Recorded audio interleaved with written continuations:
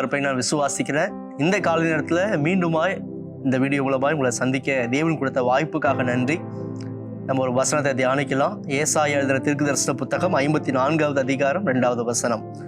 உன் கூடாரத்தின் இடத்தை விசாலமாக்கு, உன் வாசஸ்தலங்களின் திரைகள் விரிவாகட்டும், தடை செய்யாதே, உன் கயிறுகளை நீளமாக்கி உன் முளைகளை உறுதிப்படுத்து.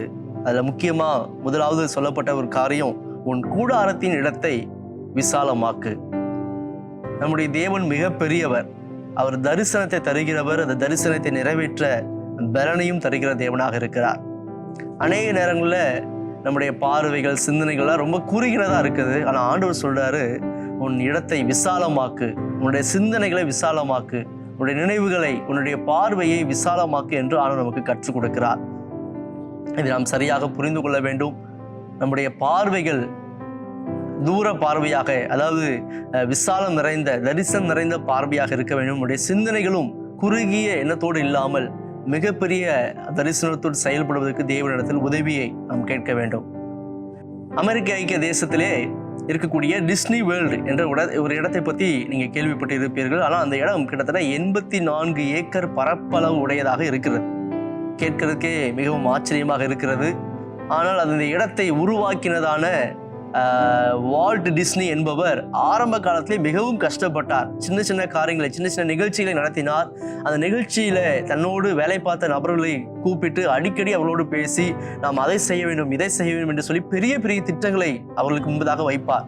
எல்லாரும் ஏளனம் செய்து சிரிப்பார்கள், இது சாத்தியமே இல்லை என்று சொல்லுவார்கள். ஆனால் இந்த வால்ட் டிஸ்னி என்பவர் அதை தொடர்ந்து முயற்சி செய்து செய்து செய்து அவர் அந்த குறிப்பிட்ட தரிசனத்தை, அந்த திட்டத்தை நிறைவேற்றி முடித்து விடுவார். இப்படியே செய்து செய்துதான் இப்பொழுது 84 ஏக்கர் பரப்பளவு உள்ள இப்படிப்பட்ட மிகப்பெரிய ஒரு இடத்தை, ஒரு கண்காட்சியகத்தை, அந்த டிஸ்னி வேர்ல்டு என்ற இடத்தை உருவாக்கி இருக்கிறார். அதோடைய ஒரு நாள் வருமானம், இன்றைக்கு அதோடைய ஒரு நாள் வருமானம் மாத்திரம் கிட்டத்தட்ட 16 கோடிக்கும் மேற்பட்ட, நம்ம இந்திய மதிப்பிலே 16 கோடிக்கும் மேற்பட்ட அளவு பணம் ஒரு நாளைக்கு மாத்திரம் வருமானமாய் அங்கே வருகிறது. பாருங்கள், இந்த வால்ட் டிஸ்னி என்பவர் சுற்றி இருக்கிற நபர்களுடைய ஏளனத்தை கேட்டு கண்டு அதை உள்வாங்கி கொண்டு அந்த தரிசனத்தை செயல்படாமல் வைத்திருப்பார் என்று சொன்னால் இன்றைக்கு இந்த அளவுக்கு மிகப்பெரிய ஒரு உயர்வு, மேன்மை அவருக்கு கிடைத்திருக்கார். ஆனால் எவ்வளவு எதிர்ப்புகள் வந்தாலும், எவ்வளவு ஏளனங்கள் வந்தாலும், எவ்வளவு ஏமாற்றம் வந்தாலும் தனக்கு கிடைத்த அந்த தரிசனத்தை ஒருபோதும் அவர் இழந்து விடவில்லை. அந்த தரிசனத்துக்காக ஓடுவதை நிறுத்தி விடவே இல்லை.